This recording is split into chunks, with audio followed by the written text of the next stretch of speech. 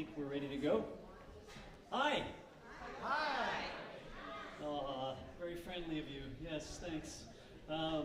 Yeah, my name is Pat O'Gorman, and this is Julie Schreier, and we're the founders and artistic directors of Quartet. Thank you.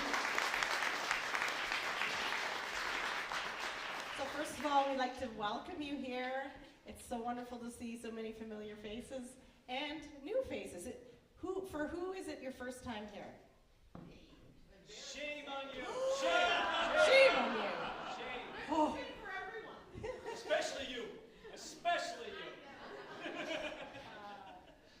And just out of curiosity, if you're new, how did you find out? Did you find out through word of mouth?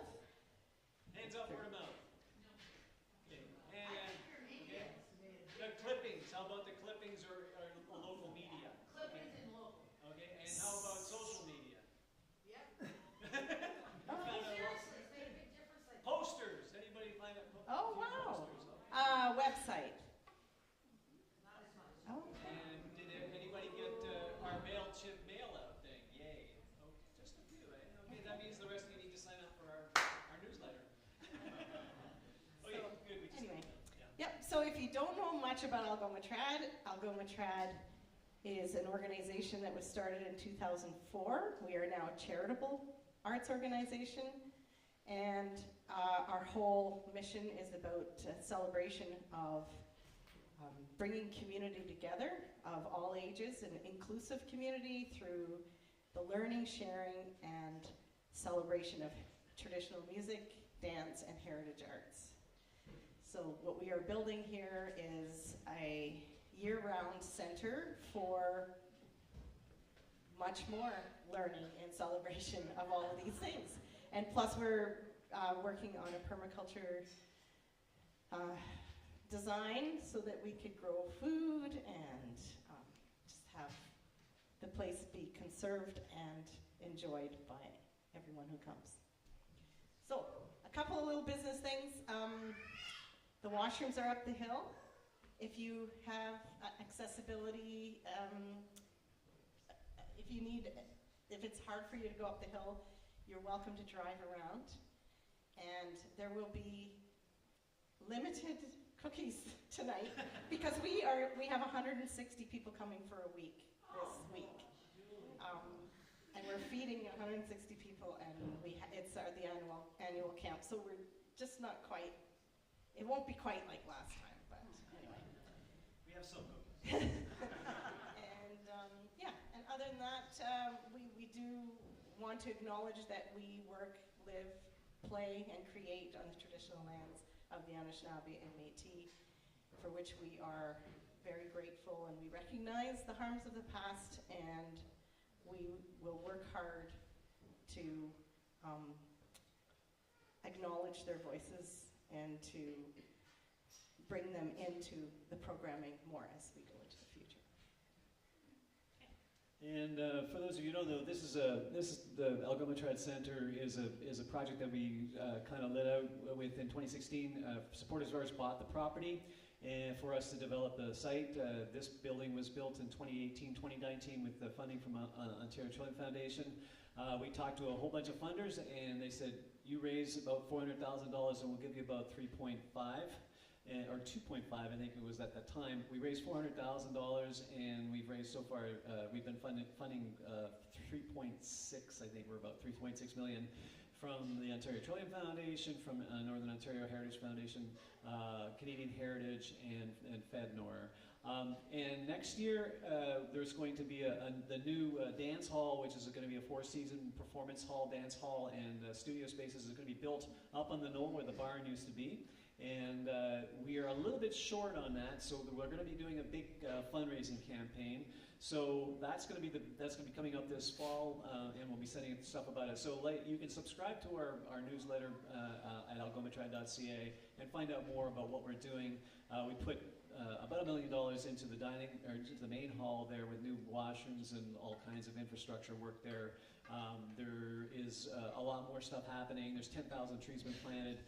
So just imagine if we can get this place where we want to get it, in 10 years you can bring your grandchildren, your children, your great-grandchildren back here and take part in programming everything from blacksmithing to woodworking, ceramics, fiber arts, to traditional music, folk music, singer-songwriter. We've got a lot of things that we want to do here, and we need the infrastructure, so that's what we're working on right now. So we'll stay tuned on that, and tonight we are going to celebrate some amazing traditional music. I'm going to get off the stage, so sort of like a combination. Medusa, we've known several of the members of Medusa for a long time, and Leah Christine has taught at the camp. She runs an amazing program in Toronto, World in a String, which teaches a lot of people fiddle music and all kinds of different kinds. They've just been nominated for a Canadian Folk Music Award for their most recent record of Instrumental Record of the Year. They have a couple of amazing instruments here, the pluck fiddle, the suka, and the nickel harpa, which are instruments which they'll explain more as we go along, but instruments that kind of fell out of favor in their home countries of Poland and Sweden, and are making comebacks now. And in fact, Marta is the first person to have a master's degree on the suka. So there's all kinds of great music. So there's Marta and Georgia Hathaway and Leah Christine and Saskia, and a special guest just flew in from Poland, a friend of Marta. So we're going to hear Helena, right? Is that right? Sorry? Hela, sorry. And so please put your hands together for Medusa.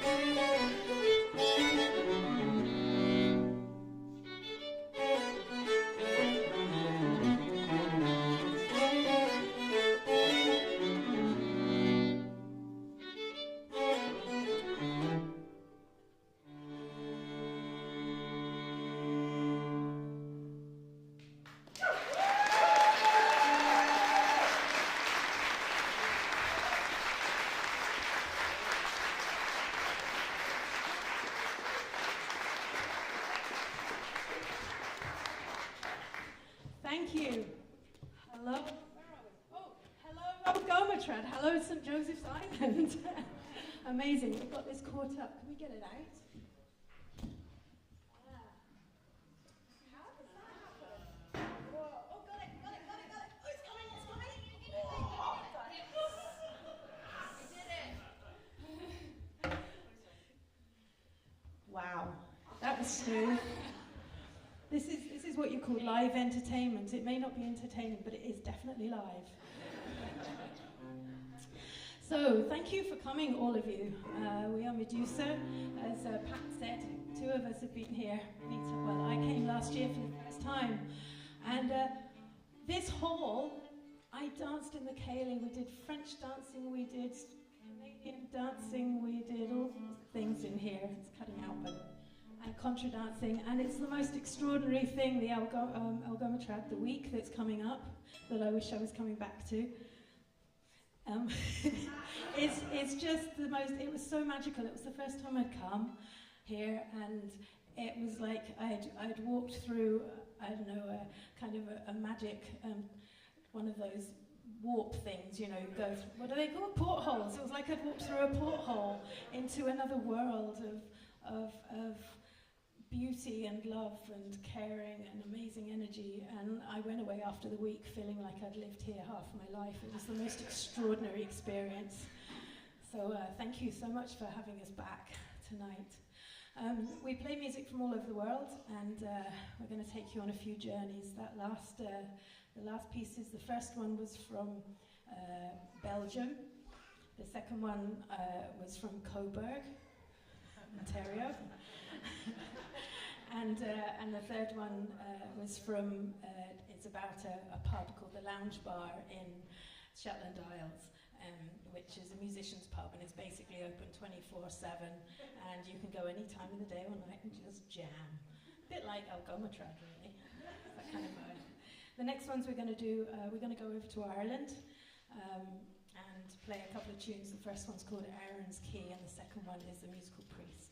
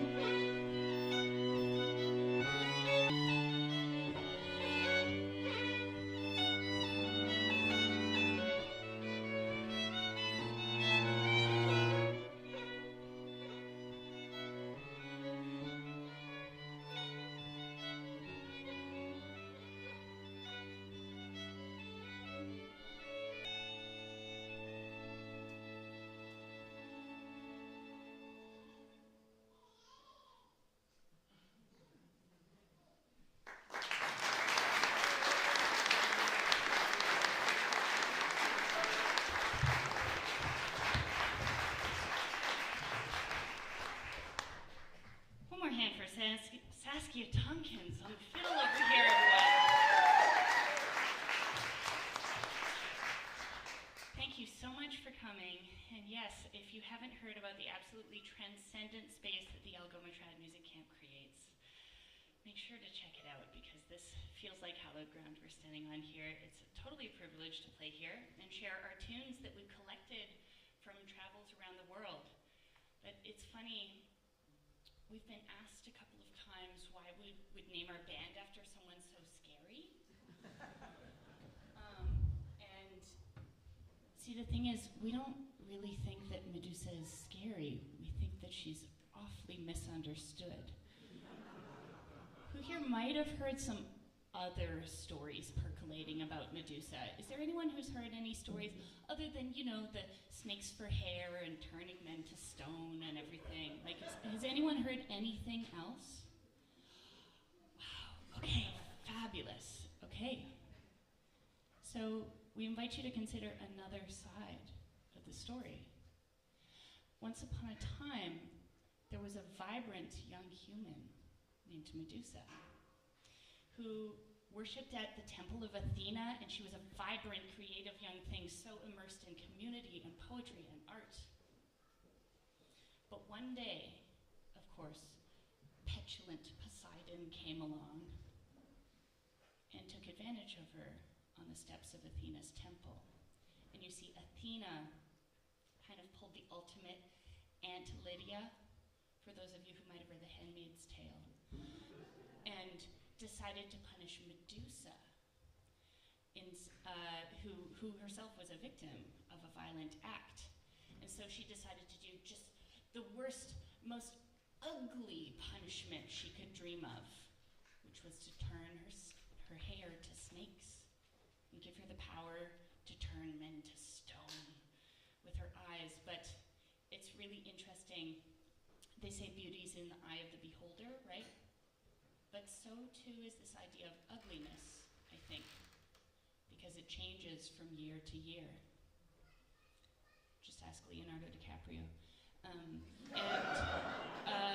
And so, of course, in the retellings of the story, her punishment keeps changing too, depending on who is in power and who is telling the story about whom, and who is trying to other whom in the retelling of the story. So in some versions of the story, she's cursed with tusks coming out of her face, in some a unibrow or facial hair.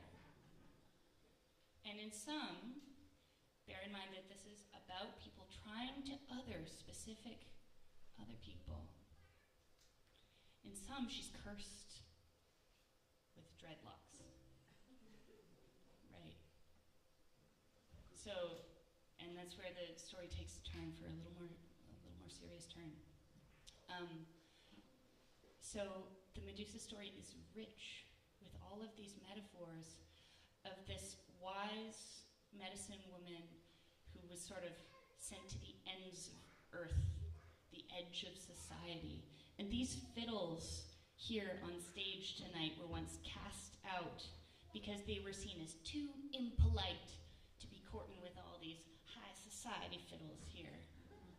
They were too riotous, they started too many dance parties, they connected people, I know, they connected people to their language and their culture and their food, their really unique voices. These ones over here, this one is the only one of its kind in North America right now. And today we have 2 sukas in North America as well, which is a very rare treat. So the idea about Medusa is that we're a string quartet, basically, but we aren't playing Mozart.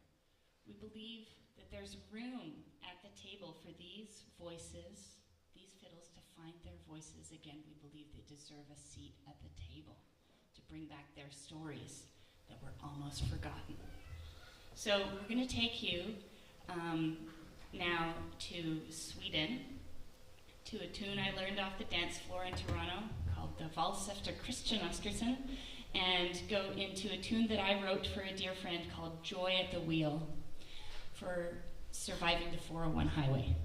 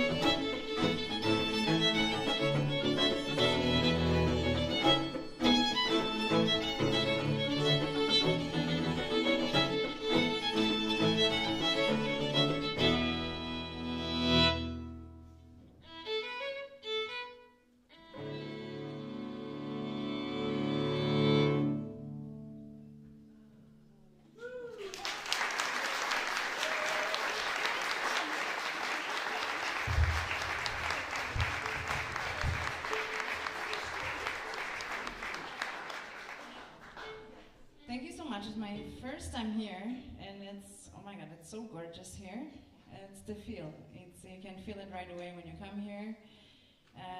We're so happy to be here, and then bring you this weird old instruments. Yeah, I'm speechless basically. I should say something, but I'm like, oh my god, I'm just like melting. Looking out, I see the cows and the flowers, and I was like, oh my god. So I brought the two weird instruments. Maybe I was on. This is the Płock fiddle. That was actually Polish knee fiddle that was forgotten for many, many years in Poland. Actually, for centuries it was forgotten. And then was reconstructed from the instrument that was found in a dump in the ground, in a layer from 16th century. So basically I took it from the garbage, and here we go. So we don't know anything about it. There is not, the whole instrument was found in a layer from 16th century, and then we know it will play in the medieval times, and there are different theories how it was called. Basically, some people call it the Hordofon Płocki. Exactly. Like the Płock fiddle, I think it works better here, but so let you know that we have different weird Polish names. And it's a knee fiddle that you play with the fingernail technique, which means like you see I don't have a fingerboard, it's really like high strings, so I actually press from the side. And I, play with my nails. This technique came to Poland from East. It's very popular in Turkey, Turkish Kemanche, Mongolian Morinhu in India, and Indian Sarangi. So we actually have this technique in Poland as well. And yeah, it's a Płock fiddle, and we're going to take you to Poland to play Owczarek. And then we wanted to invite my friend. So I come from Poland. I came to Canada 7 years ago, and Helena came to Canada 7 days ago. There are some similarities. So back in Poland, we have this band that, okay, we will tell you later. I can't say everything at once. So yeah, now it's going to be a romantic Owczarek. It's Polish music, it's not really romantic. It's a lot of polkas, a lot of upbeat, loud music, very fast. But we are different, we are weird, we are nerds, and we play whatever we like. So, Owczarek.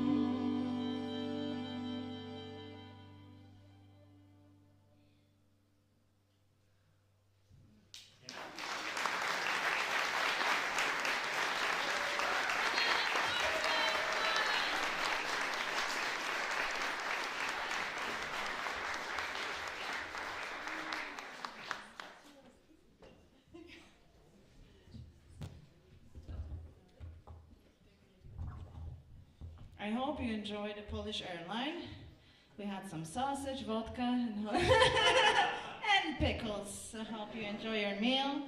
Now we're gonna, from a little bit romantic and flying above the fields like that, we're gonna go to Poland.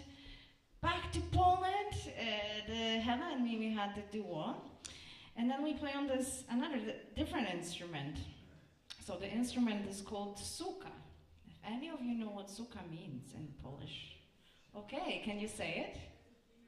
It's a female dog, if we want to be polite. But if we want to be real, it's a bitch.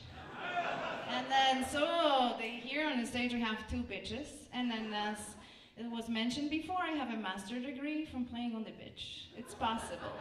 So whatever you want to do in life, follow your path, even if it sounds so ridiculous like playing on the bitch. I promise you it's going to lead you to beautiful places if you follow whatever you love. So we had a beautiful duo with Hela, and then I fell in love and I came to Canada and left Hela. But she still loves me. She came back. She came to me. So it's the first time we played together, 7 years. We had like 2 minutes to remind ourselves some tunes, so don't judge us. We're going to do our best. But we are really, freaking out. Oh, it's gonna be fun. So yeah, so we were called Infidelis, actually. So if you want to check us out too. Sorry, girls. Infidelis, yes. But how to spell it, I will need some help with that. No, we'll see you at the merch table, right? At the break. So yeah, we'll talk. Okay, so we're gonna try to play some duo here, right? We got this.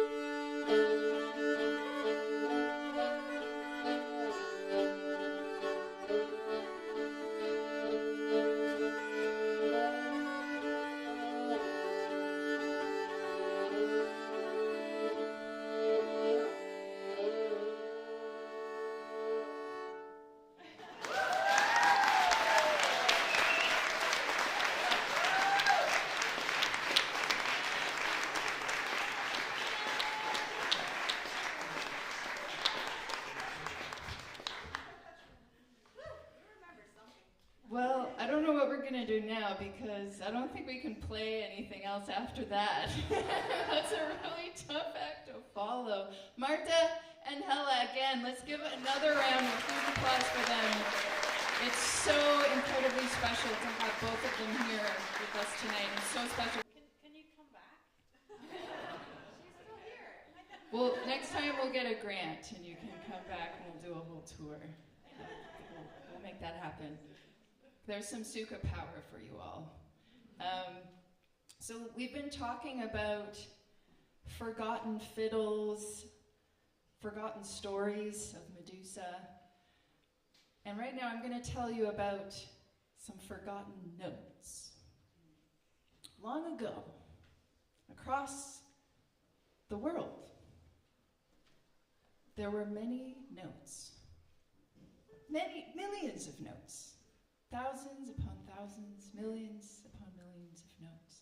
They all frolicked in melodious meadows. They danced to the harmonies of whatever the harmony players were doing. And unfortunately, a few hundred years ago, someone named Johann Sebastian Bach, if anyone's familiar with that one, came along and ruined it for everybody with the invention of something called the well-tempered clavier. I'm sure many of you have this machine of destruction in your homes. In fact, there's one right behind me, blaspheming the temple of this beautiful infinite stringed instrument display that we have here. And so what Bach did, which was incredible, it was a wonderful, beautiful thing, of course, was he he helped to make the scale system that we now call, what we have in the Western classical tradition, the major scale, the minor scale, these categories of notes, semitones, tones, and yet what this did, even though it allowed people to play, better harmonies perhaps together in certain ways, melodies, it left out so many notes that had been basking in the beauty of music beforehand and then were snuffed out by this scale system, by the well-tempered clavier. And so, luckily, some cultures, many traditions in the Western world and in other parts of the world have kept these notes alive. Luckily, we still have some of them around, many of them, in fact. And for me, I was brought up in the Western classical tradition in Canada, but I went on a study trip to East Africa, to Tanzania, to the island of Zanzibar, where they play Taarab music, very much influenced by Indian, by Arabic music, and Turkish music as well. And I couldn't believe my ears when I went there and I heard some of these notes that to me had been lost for the first time. And I absolutely fell in love with them. And for the past 10 years, I've been studying them, studying these other scale systems. And of course, actually in the Western world, we in Arabic, Turkish, and Middle Eastern music. So in this string quartet, we're bringing those notes back as well. And we're going to go on to a tune called Mandira Hijaz, which is the first tune that I learned of the Middle Eastern tradition, you could say. It's a Turkish song, Turkish dance tune, written by a sultan a couple hundred years ago. And this will be the last tune of the set. Please come and join us at the merch table. We'll be willing to show you our instruments. Maybe you can even touch them if you're not,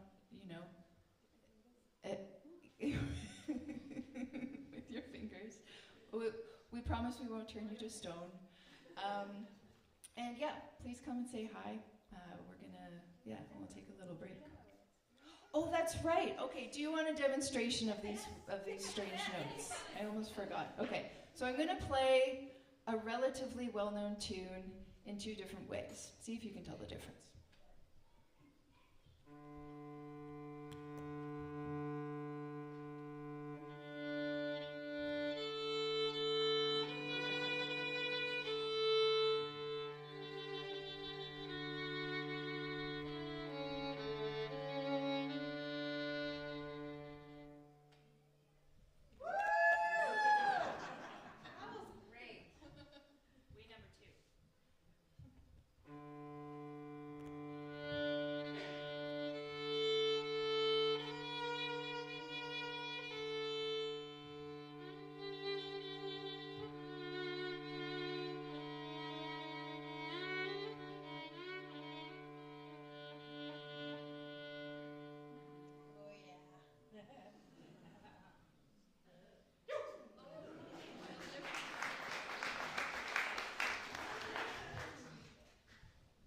So, one of those was in...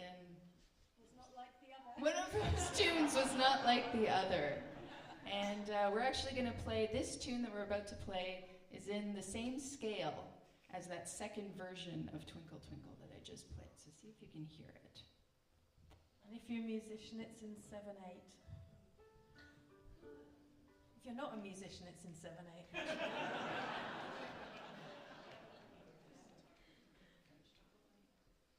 Oh yeah, and we're going to start with a French tune, which is about a bagpiper who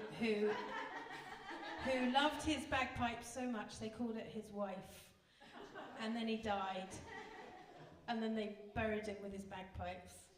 It's good thing to do with them, really.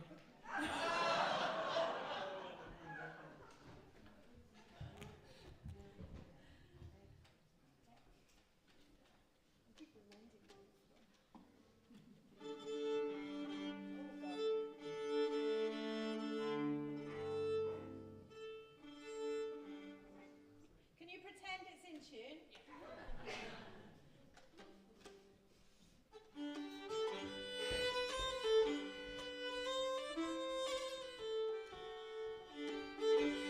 No, even I can't bear that.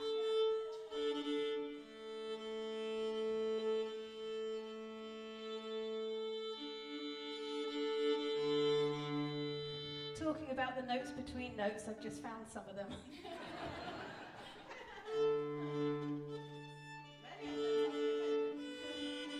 Oh gosh, I'm so sorry.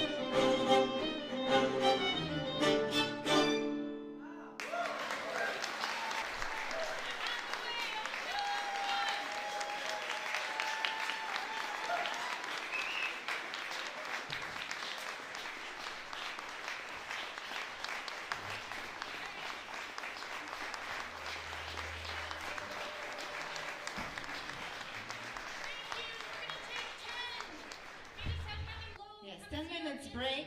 See ya, and see you at the merch table.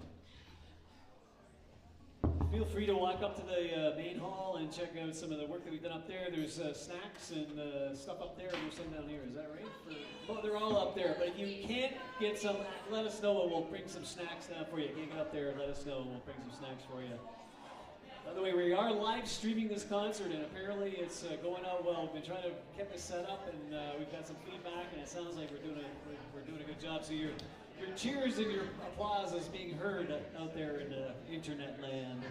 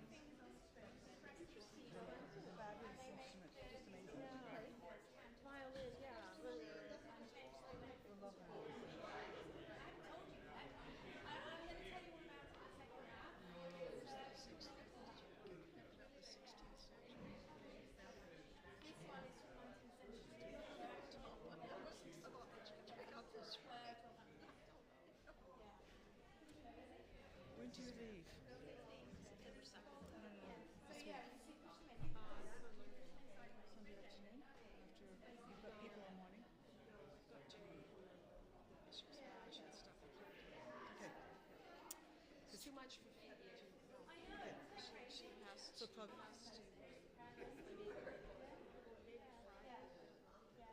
Friday I'm available. Thursday's just not happening. I'll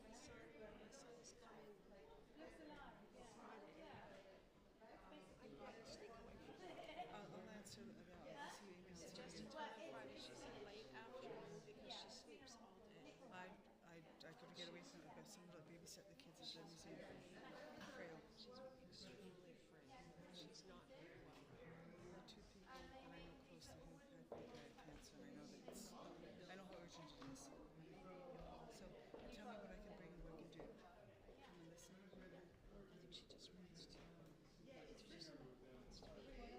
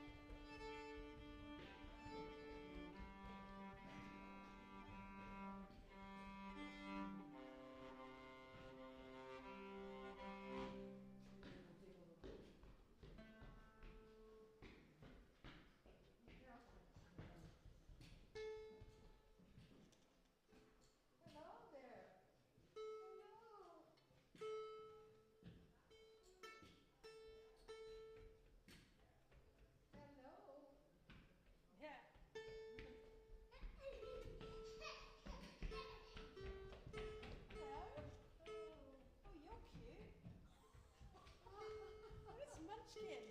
Yeah. Oh, your instruments are just wonderful. Thank you. Oh my. Aren't they What a good? privilege. We kind of feel like that as well, to have found each other. Oh, You know? and this is a wonderful place, St. Joseph Oh, Island. I love this place. Yeah. Yeah. You know, but playing outside, the humidity, the strings just go. You know? It will start off right in the second half. Do you play? No, unfortunately, piano. Piano? Yeah? Yeah. This is basically a piano. Yeah. It's a glorified piano.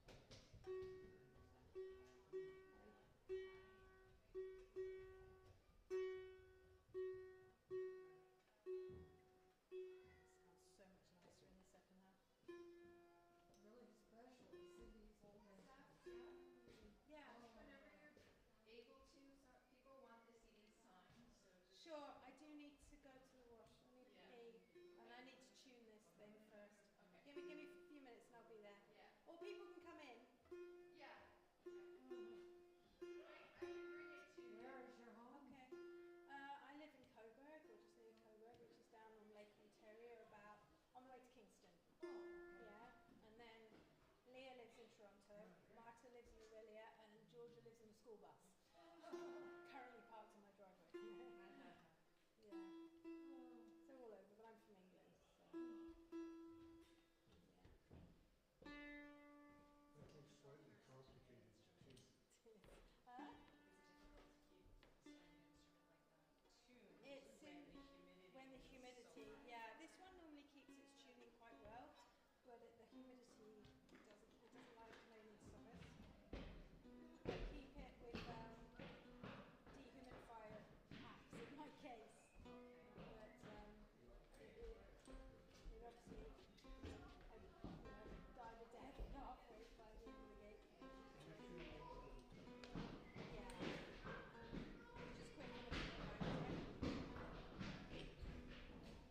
Just quick on the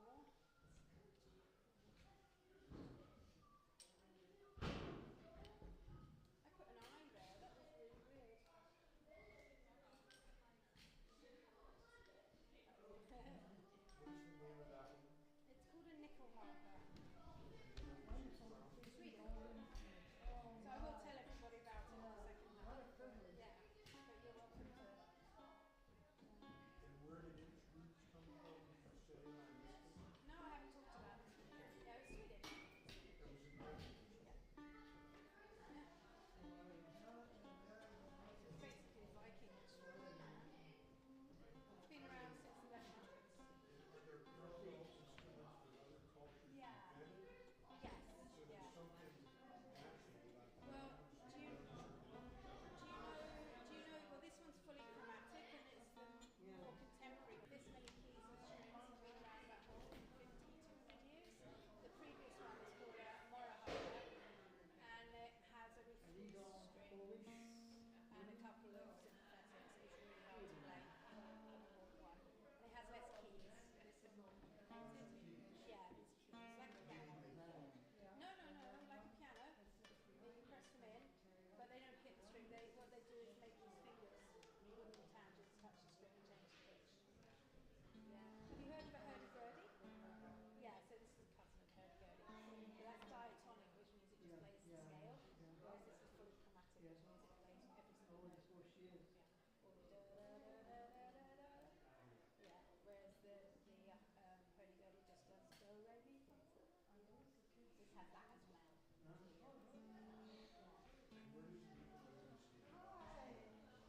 Ukulele is very simple, unless. Aren't they wonderful? Oh right, okay, I didn't know that. No. I answer the question What a privilege. as if it's a real question. Yeah.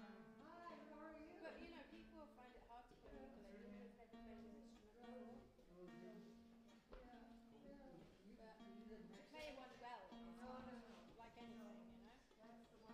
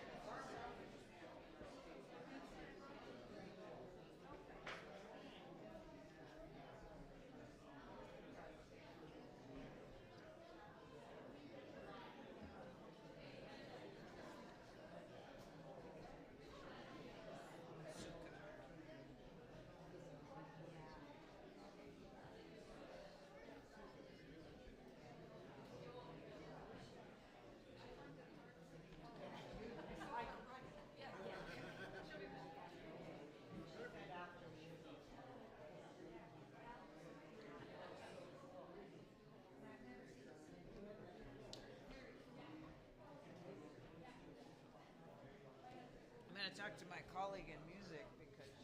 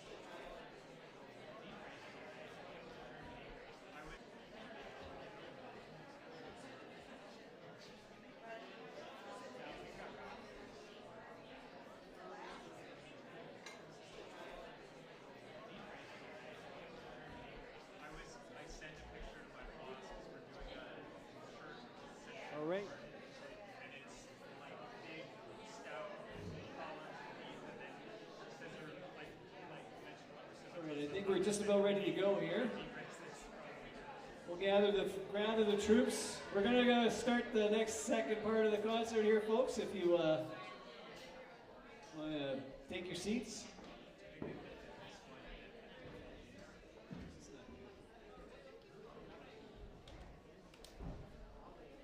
Just going just there.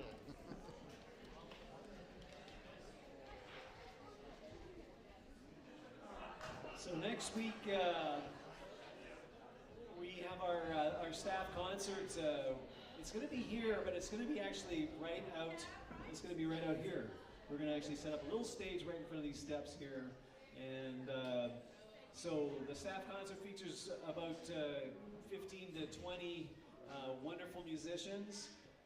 It's always a memorable event.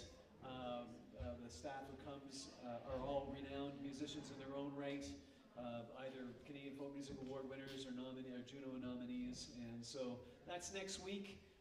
You don't necessarily need to buy tickets online, but you can get them online. But if you do come, we're going to park in the field that's just over here, and then people can just bring their blankets and their chairs and set up right here, and we'll have a nice intimate concert. Usually about 300 or 400 people come to the concert, so it's quite a great night for music.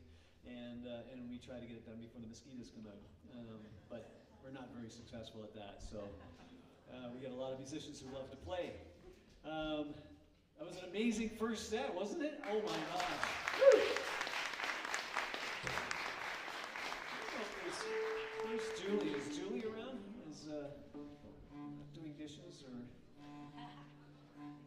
No, that's okay. I just wondered if there was anything else that I'm missing about announcing, but.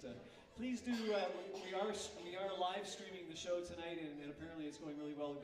This is a project that we've been working on for a couple of years. We got a grant from OTF, that Ontario Trillium Foundation, that got us the equipment that we needed, and then another grant from the Canadian government through United Way and Community Foundations Canada, where we hired some people to come and do workshops, and we're very lucky to have a local woman, Kayla Bishop, who has been working on it, and now she's been running the streaming, and it's working. We're making it happen right here. Yeah. So, and this place doesn't take just a few people to keep it going. We have some amazing volunteers. Thanks for anybody who has done any baking for us. If you're coming to a concert, we always accept baking and cookies and stuff like that, snacks for people. So if you want to join in on that, if you want to volunteer for anything else, please just go to the website and let us know. There's either the email there, or there's an actual volunteer sign up thing that you can do there. And also, she's not here right now, but Julie Corcoran is another one of our amazing volunteers. She's here almost every day doing something, putting windows in. Right now she's up finishing the dishes from supper for our lovely musicians here, and for everyone who's working here today. I think also we should a big thank you to our youngest there, Anya, who's been around doing a lot of work this week, and come up for a little visit from Toronto. And we have one of the best summer employees you could ever wish for, Tori Graisley, who's been out there taking the she's been very amazing. Yeah. So, all right, I think I've talked enough. Take it away.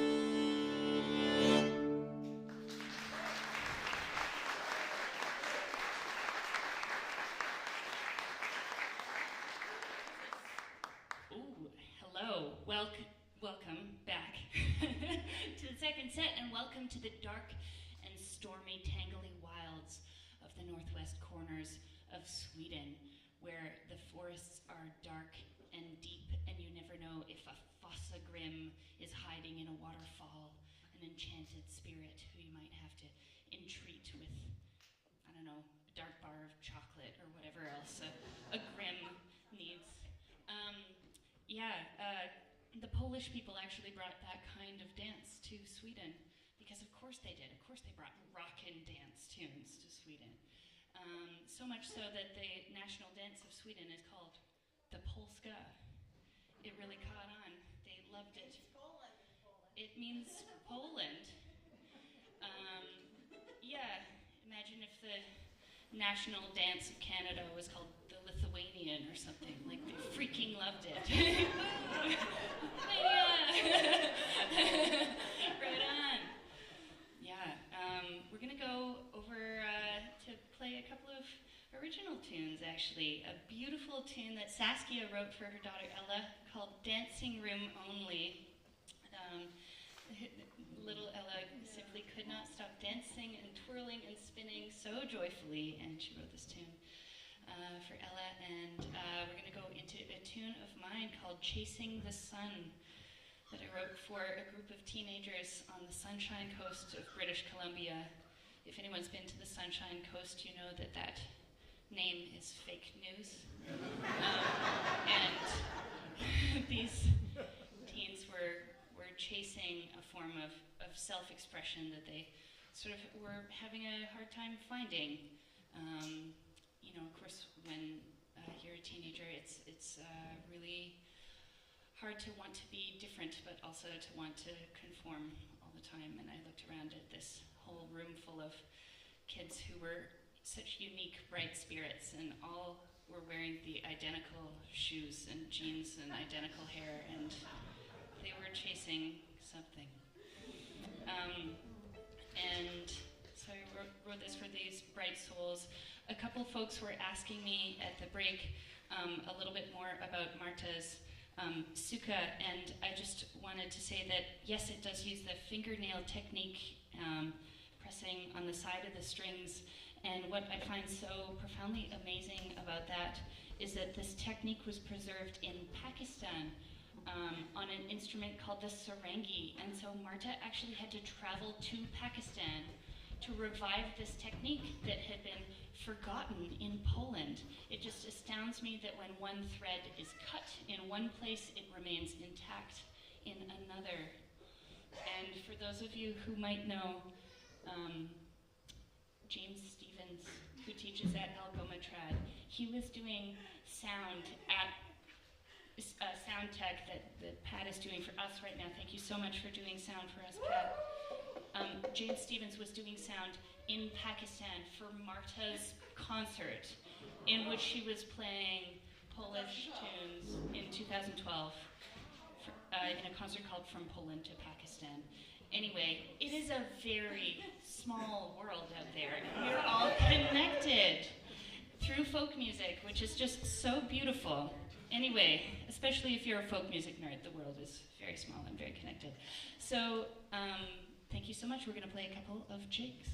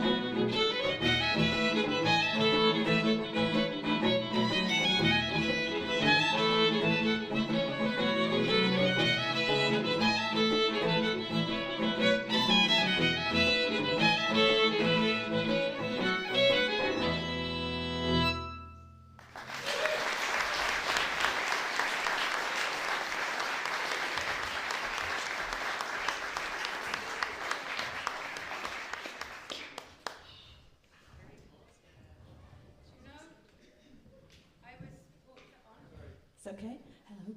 I was told that at 9:30 the mosquitoes arrive, and right on cue. Well, actually, they're 10 minutes early. Can somebody tell them?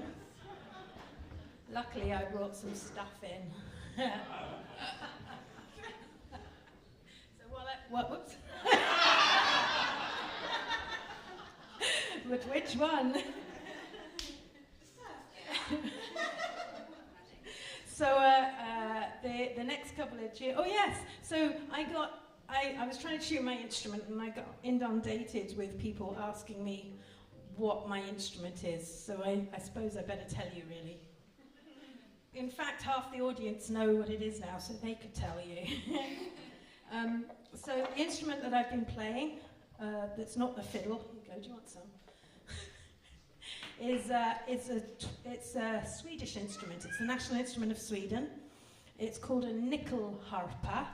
I have to be careful how I say it because I'm English, so I put R's where they shouldn't be. So it's been around since the 1100s.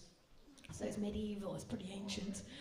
That was called a morra-harpa, and this has more strings and more knobs and dials and fancy bits. So it has 16 strings, but I only play 4 of them. It's tuned like a viola or a cello. And it's a fiddle because I play it with a bow, very short bow, so I don't poke my nose out. And then the other string resonates, so every time I play a note that it's... And then instead of putting my fingers tuned to it, it goes, hey, that's my note. And strings, on the strings like everybody else does, I press in these fiddles. Marta plays a knee, which I think is kind of cool. These in, and there's and they make the little wooden fingers, the little wooden tangents. It's my agent, tell them I'm busy. That embarrassed her. Yeah, so instead of, I press in these keys and they make the little wooden tangents touch the strings and change the pitch. Isn't that crazy? It's been around since the 1100s. They nearly died out, and then in the 60s, a man called Erik Zellstrom went, oh my goodness, our national instrument is dying out, and started making them and learning to play them and recording people, the last few players who were elderly, and measured them in museums. And then in the 70s, he persuaded the Swedish government to pay for people to go to evening classes and make one. Can you imagine the Canadian government doing that with violins? You know, hey, fiddle is the national instrument of Canada. I tell you what, I'll pay for you to go to evening class for 4 years and make one. Anyway, they didn't last very long because they're, you know, if you make one instrument, it's usually not very good. And this is one of those not very good ones. But I've kind of managed to make it sound quite decent. Anyway, so there you go. That's it. So we're going to play a tune called Keri Polska, which is Swedish, but we're going to infiltrate it with a little bit of a horn section from Sibelius Symphony, because it's super cool and we're stealing that music back that was stolen from the folk. See if you can spot it.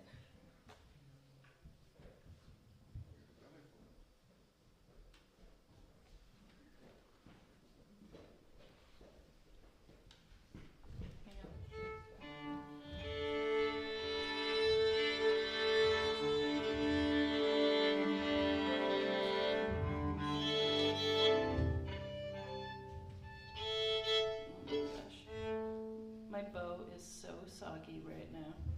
That's as tight as it goes. It's like,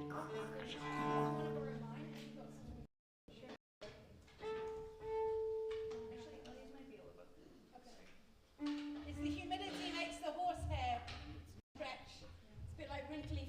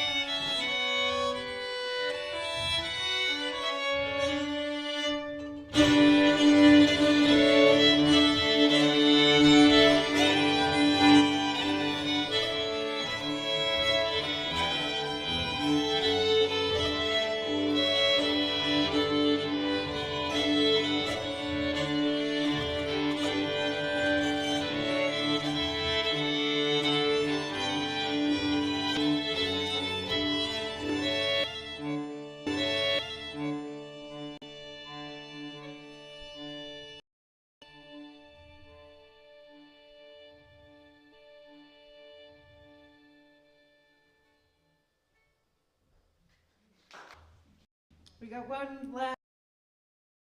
Thank you so much. What do you think? Polish tune called Grusha. Polish tune called Grusha, which means pear tree. And then we thought we'd keep it in with the kitchen theme and do a wonderful rockin' Appalachian fiddle tune called Kitchen Girls afterwards. So we've had so much fun playing for you tonight. Thank you so much again for coming. Again, please, stay in touch if you like our music. You can not only buy the CDs, you can support us on Bandcamp, which is a really great way of supporting musicians. Spotify pretty much just gives you enough money per year for a coffee, if you're lucky.